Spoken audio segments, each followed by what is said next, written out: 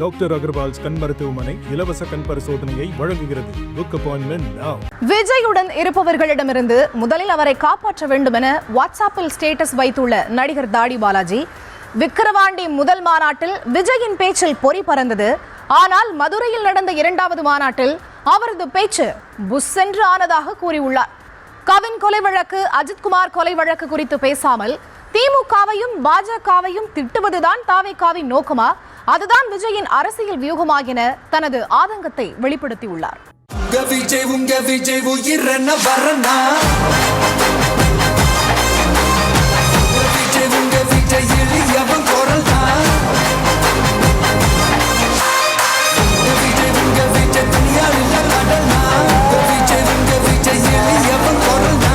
தமிழக வெற்றிக் கழகத்தின் இரண்டாவது மாநில மாநாடு மதுரை பாரபத்தியே பரபரக்க நடந்து முடிந்துள்ளது. மாநாட்டுக்கு முதல் நாள் கொடிகம்பம் விழுந்ததால் நல்ல வேளை கார் சேதமானதோடு போச்சு. இதே மறுநாள் மாநாடு நடந்து கொண்டிருக்கும் போது கொடிக்கம்பம் விழுந்திருந்தால் மக்களின் நிலை என்னவாகி இருக்கும் என வீடியோ வெளியிட்டிருந்த நடிகர் தாடி பாலாஜி தனக்கு உடல்நிலை சரியில்லாததால் மாநாட்டில் பங்கேற்க முடியவில்லை என்றும் கூறியிருந்தார். இந்நிலையில் தமிழகத்தை காக்க வந்த தலைவா, உங்களுடன் இருப்பவர்களிடம் முதலில் உங்களைத்தான் காப்பாற்ற வேண்டும், இப்படிக்கு நண்பன் என குறிப்பிட்டு தனது வாட்ஸ்அப்பில் ஸ்டேட்டஸ் வைத்திருந்தார் தாடி பாலாஜி.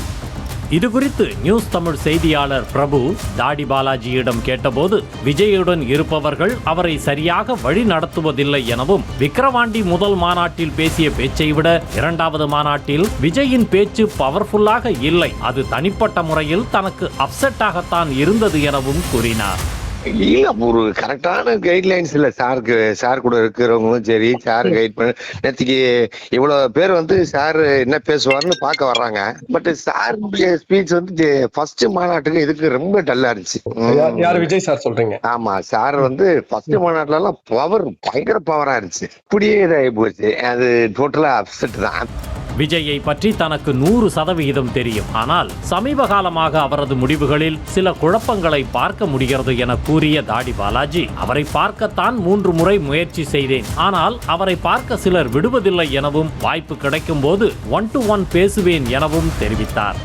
ரீசெண்டா நிறைய குழப்பம் இருக்கு அவருக்கும் நிறைய கன்ஃபியூஷன்ஸ் இருக்கு. பாவம், சும்மா ஒண்ணுமே இல்ல. பாலாஜிக்கே 1008 பிரச்சனை இருக்கும்போது அவர் கட்சி ஆரம்பிச்சிருக்கு, அவருக்கு எவ்வளவு பிரச்சனை இருக்கும். அவங்க அப்பா அம்மாவுக்கு இருக்கிற ஆதங்கம் தான் எனக்கும் இருக்கும். அப்படிதான் எனக்கு தெரிஞ்சு.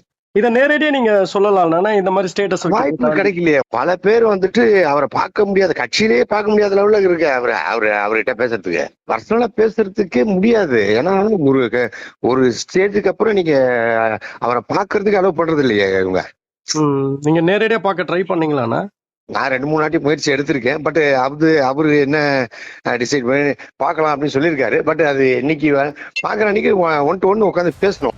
கவின் கொலை வழக்கு, அஜித்குமார் கொலை வழக்கு, இதையெல்லாம் பற்றி விஜய் பேசி இருக்க வேண்டும். ஆனால் மற்ற கட்சிகள் அரைத்த மாவையே தான் தானும் அரைப்பேன் என்பது போல கச்சத்தீவு குறித்தும் நீட் குறித்தும் பேசுவது தேவையில்லாத ஒன்று என்றும் கூறினார். இந்த கவின் கொலை வழக்கு, அதுக்கப்புறம் அஜித்குமாருடைய இதெல்லாம் டைரக்டா அவர் போயிருக்காரு. இதெல்லாம் நேற்று பேசுனா நல்லா இல்ல. திருப்பி நீங்க கச்சத்தீவு மீக்கணும், நீட்டு இதுன்னா கச்சத்தீவு சுப்ரீம் கோர்ட்டு தான் இது கொடுத்தாச்சு. நீங்க தாவேகா சார்பா வழக்கு தொடர வேண்டியதுதானே?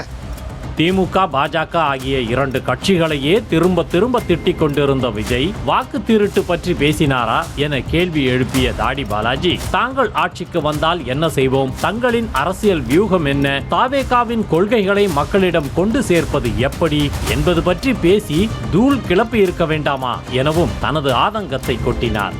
நீங்க திருப்பி திமுக பிஜேபி திட்டிட்டே இருக்கீங்க.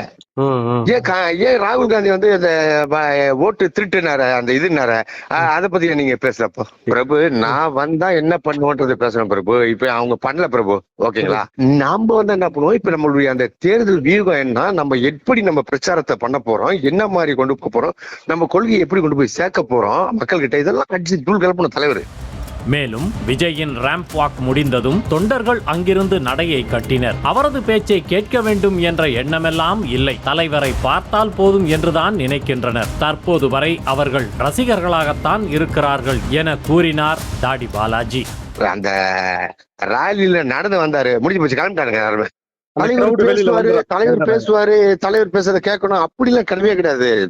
விஜய் சாரை பார்த்துட்டு நான் கிளம்புறேங்க, முடிஞ்சு போச்சு. இது இவனுக்கு இன்னும் ரசிகர்களாவே இருக்கானுங்க, இவனுக்கு என்ன பண்ணுதுன்னு தெரியல. விஜய் தான் பிராண்ட் என்றால் அந்த பிராண்டை அழிப்பதுதான் அவருடன் இருப்பவர்களின் நோக்கமா? எல்லா தொகுதிகளிலும் விஜய் தான் வேட்பாளர், தனது முகத்திற்காக ஓட்டு போடுங்கள் என்றால் வேட்பாளர்கள் மீது அவருக்கு நம்பிக்கை இல்லையா? கொளத்தூரில் நின்றாலும் விஜய்க்கு வெற்றிதான், ஆனால் மற்றவர்களின் நிலை என்ன என அடுக்கடுக்காக கேள்வி எழுப்பிய தாடி பாலாஜி மேடையில் பேச்சை சடாரென முடித்ததே சரியில்லை என்றார். மொத்தத்தில் தாவேகா மாநாடு டோட்டல் வேஸ்ட் தான் என்பது போல தனது அதிருப்தியை கொட்டி தள்ளினார். தலைவர் தான் பிராண்டு அப்படின்னா அப்ப அந்த பிராண்ட் அழிக்கிற வேலை உங்களுக்கா?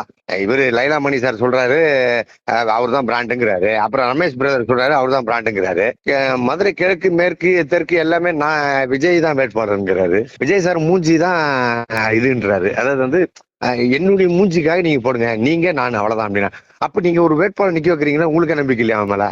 இல்ல அவன் யாருன்னு தெரியாதுன்றதுனால நீங்க தான் பிராண்டுங்கிறீங்களா? சார் விஜய் சார் எங்கன்னாலும் ஜெயிச்சிருவாரு சார், அவர் குளத்தூர்ல நின்னா கூட ஜெயிச்சிருவாரு. ஆனால் மத்தவங்களுடைய நிலைப்பாடு நினைச்சு பாருங்க.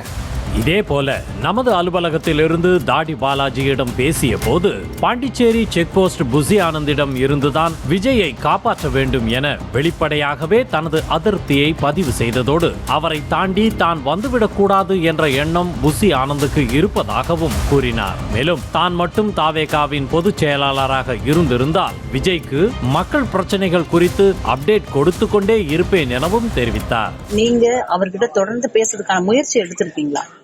இல்லைங்க, அதுக்குதான் பாண்டிச்சேரி செக் போஸ்ட் இருக்காரு. பாண்டிச்சேரி செக் போஸ்ட் உங்களுக்கு புரியுதா இல்லையா?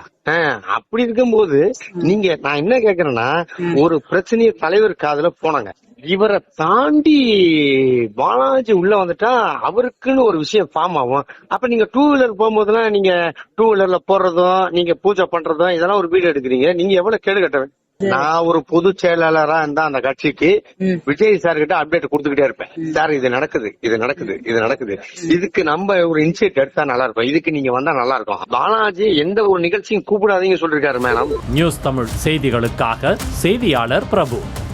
மீண்டும் சந்திக்கும் வரை நன்றி, வணக்கம். டாக்டர் அகர்வால்ஸ் கண் மருத்துவமனை இலவச கண் பரிசோதனையை வழங்குகிறது. Book appointment now.